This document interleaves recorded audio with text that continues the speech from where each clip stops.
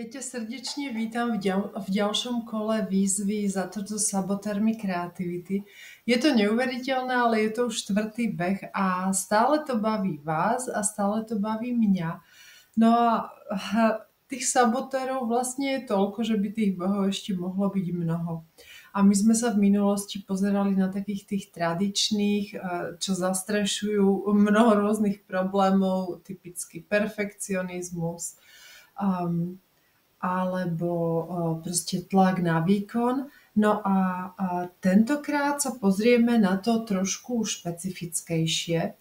A tí sabotéri, ktorými sa budeme zaoberať teraz, vlastne vychádzajú z toho, čo som si všimla, že riešite, alebo čo ste mi aj sami písali. Takže pozrieme sa na to, že nemám fantáziu, a to ste sami hovorili. Mám blok začať, lebo to stejne nemá zmysel, lebo sa mi to stejne nepodarí, aj keď to vyzerá jednoducho. No a potom ten posledný je, ja asi nikdy nedosiahnem takú ľahkosť v tom, ako máš ty, Maťa. No a ja som nad tým rozmýšľala a ja si myslím, že na pozadí všetkých týchto konkrétnych sabotérov je proste strach zo zlyhania. A to je samozrejme niečo, čo sa netýka malovania, čo má oveľa hlbšie korene v našich životoch.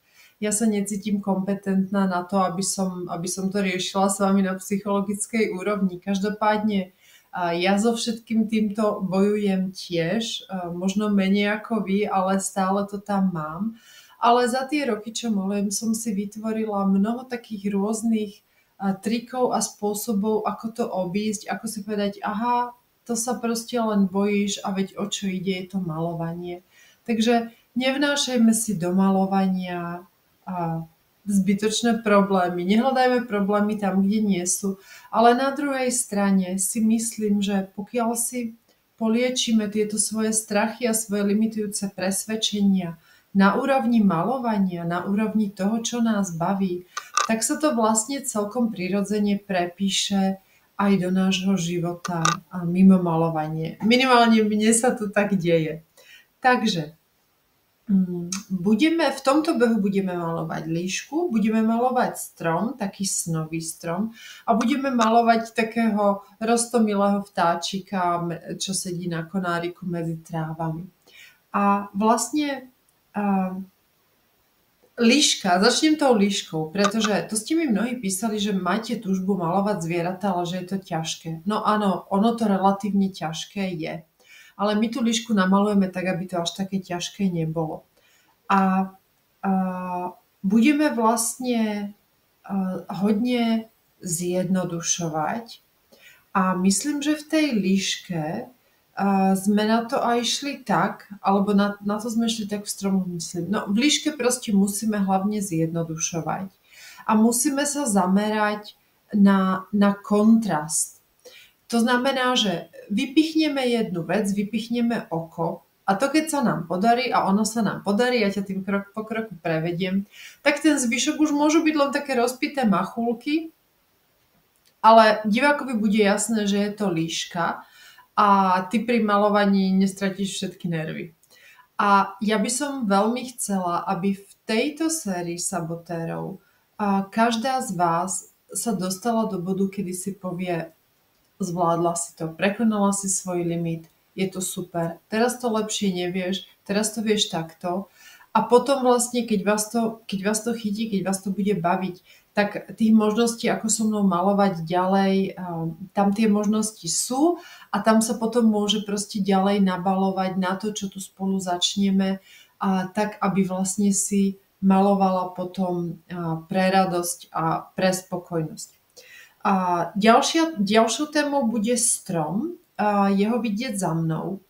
A tam sa pozrieme na to, lebo ste mi mnohé písali, že vám rýchlo zasychá papier a že ste potom v strese a to malovanie vám nejde. Takže okrem toho, že ja vždy doporučujem, aby ste malovali na malý formát, pretože tam odpadá ten stres, tak tu sa pozrieme na to, ako si zachovať ten papier čo najdlhšie mokrý. A to má potom ešte tú výhodu, že aj keby si nechcela, tak tam bude tá ľahkosť, pretože to bude všetko také pekné, difúzne.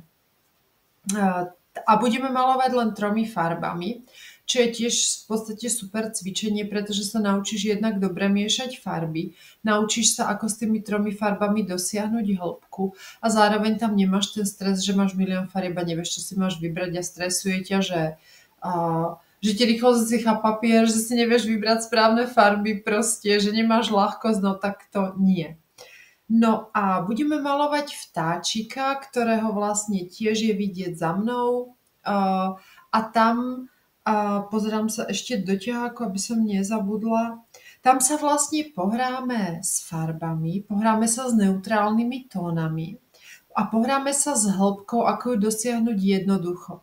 Ako ju dosiahnuť tým, že na popredí budú konáriky ostré a tmavé, na pozadí budú v tých neutrálnych farbách. Budeme tie farby ale striedať, aby tam bola nejaká varieta.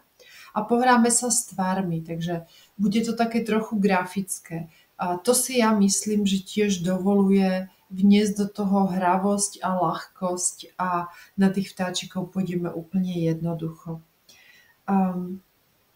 Ja potom v samostatnom videu poviem, ako dlho budú videá prístupné, proste organizačné veci, ale toto je skôr len video o sabotéroch.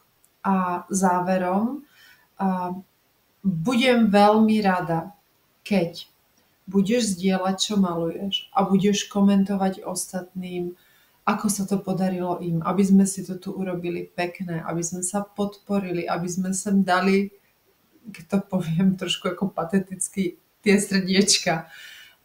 A druhá vec, že by som veľmi chcela, aby si na konci tejto výzvy, lebo je to výzva, aby si mohla povedať, pustila som sa do niečoho, čo je pre mňa trebárs trochu ťažké, s čím bojujem a zmákla som to super. A aj keď trebárs nie som bombasticky spokojná, tak som spokojná s tým, že som popracovala na sabotéroch, posunula sa o kus ďalej a je to cesta, je to začiatok nejakej cesty a malovanie je proste krásna, kreatívna činnosť a je škoda si tam hádzať bloky a limity a strachy. Takže nezbytočne nerozprávam, zase je to dlhšie, ako som pôvodne plánovala, ale poďme na to.